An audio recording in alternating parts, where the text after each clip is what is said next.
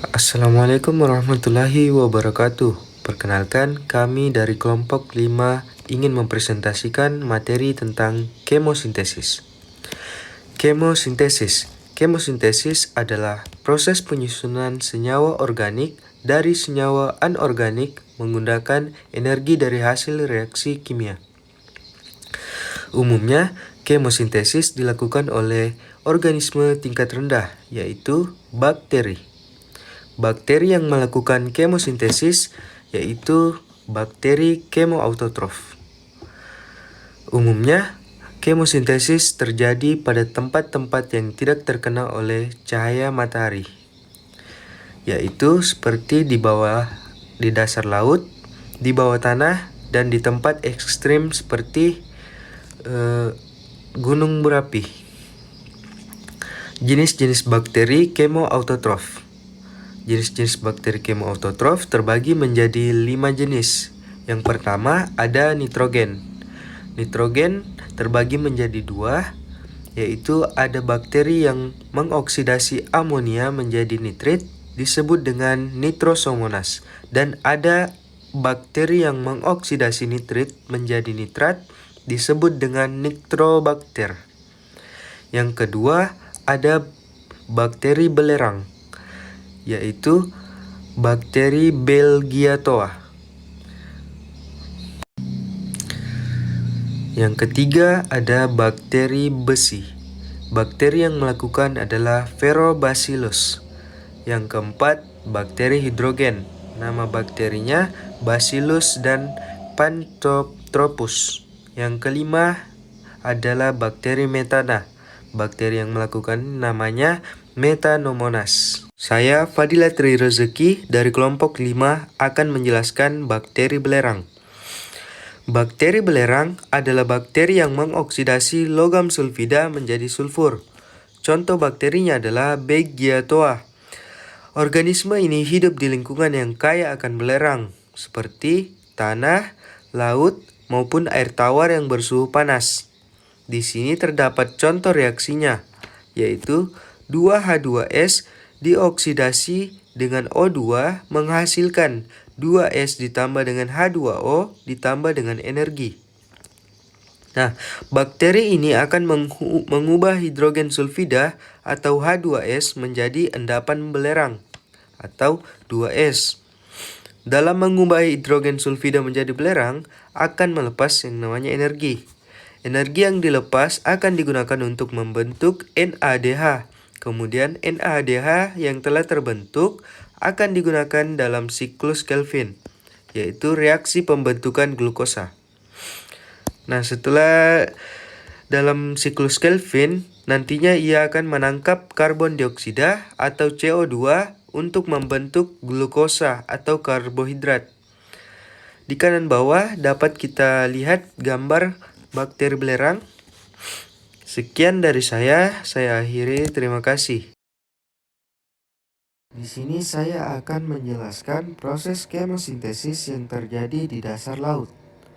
Nah, ini merupakan siklus yang kami buat menggunakan karton yang dilukis dan ditempel dengan beberapa gambaran.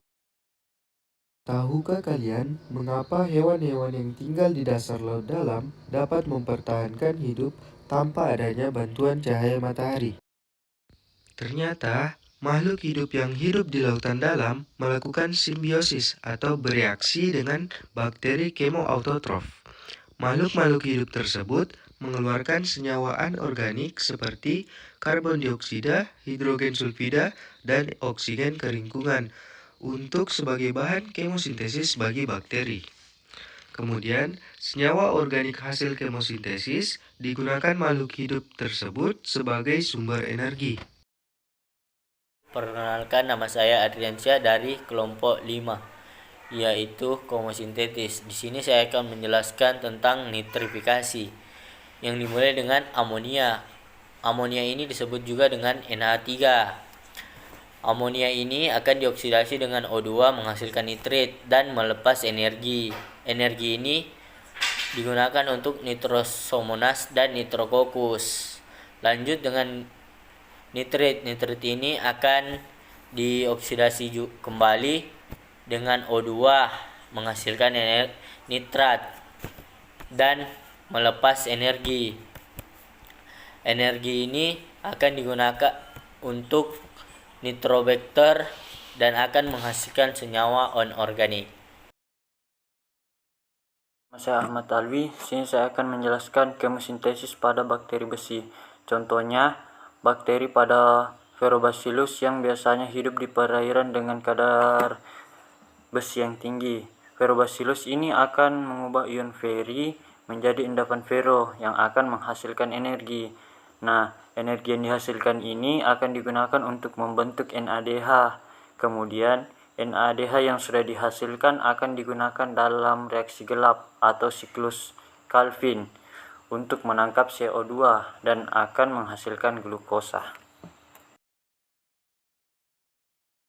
Baiklah, saya Aulia Salsabila. Di sini saya akan menjelaskan tentang kemosintesis pada bakteri hidrogen. Jadi, jenis bakteri ini mendapatkan energi dan mengoksidasi hidrogen, kemudian energi tersebut digunakan untuk membentuk glukosa. Nah, salah satu spesies dari bakteri hidrogen yaitu Bacillus panthropus. Bacillus panthropus merupakan bakteri yang umumnya tumbuh dalam medium anorganik yang mengandung hidrogen, CO2 dan O2, serta mengoksidasi hidrogen yang berjenis energi. Berikut energi yang digunakan dalam proses kemosintesis dalam reaksi. 2 hidrogen ditambah karbon dioksida ditambah energi, menghasilkan CH2O ditambah molekul air. Pada umumnya, bakteri yang dapat mengoksidasi hidrogen hidup di tempat berkadar oksigen rendah. Contohnya seperti Cupriaphidus necator. Sekian dari saya, terima kasih. Perkenalkan, nama saya Indra Prastaviananta. Saya akan menjelaskan kemosintesis pada bakteri metana. Mengenal siklus karbon, apa itu dan bagaimana dapat terjadi. Karbon di darat, di lautan, berakumulasi jadi CO2 di atmosfer, sehingga terjadi pertukaran O2 dan CO2 pada tumbuhan, dan pertukaran CO2 dari atmosfer dan laut, sehingga kandungan karbon masuk ke laut melalui run-off. Kemudian hasil respirasi organisme heterotrof kembali ke atmosfer, dan energi yang diperoleh pada kemosintesis kemudian dapat digunakan untuk proses fosforilasi dan reduksi CO2 menjadi karbohidrat.